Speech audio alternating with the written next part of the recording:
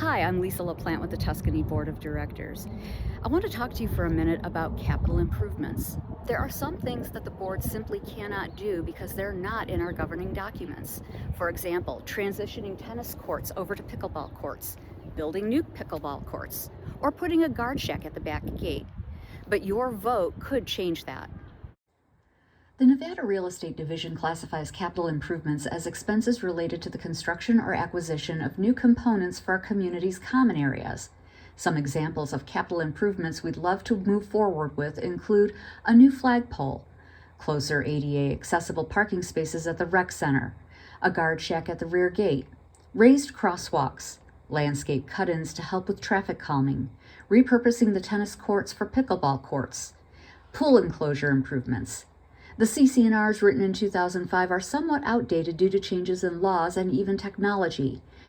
Chapter 8.4 only allows us a special assessment for capital improvements, requiring a requisite approval, 67% of owners.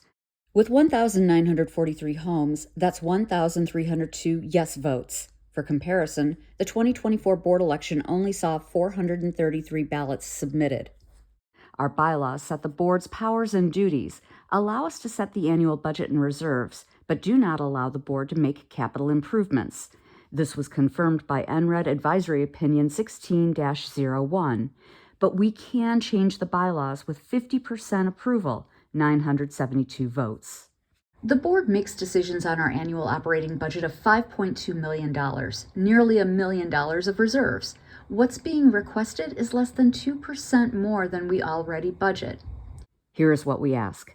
Amend the bylaws. Allow the board to budget up to $100,000 a year for capital improvements, provided that our reserves are healthy, funded at 65% or better.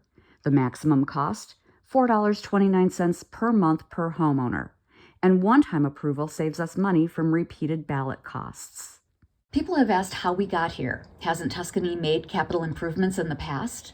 Probably, but that's not an excuse to violate governing documents again. The board wants to enhance Tuscany in a responsible and sustainable way, considering improvements I mentioned earlier to benefit a wide range of residents.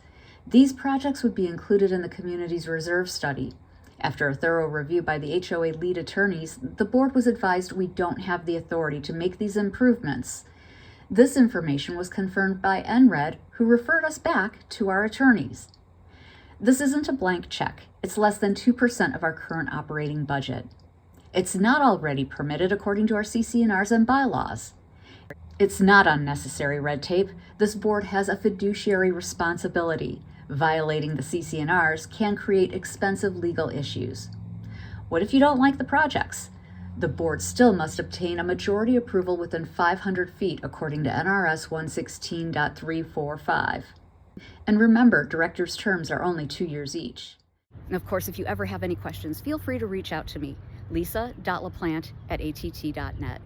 Thank you for your time, and thank you for being a good neighbor.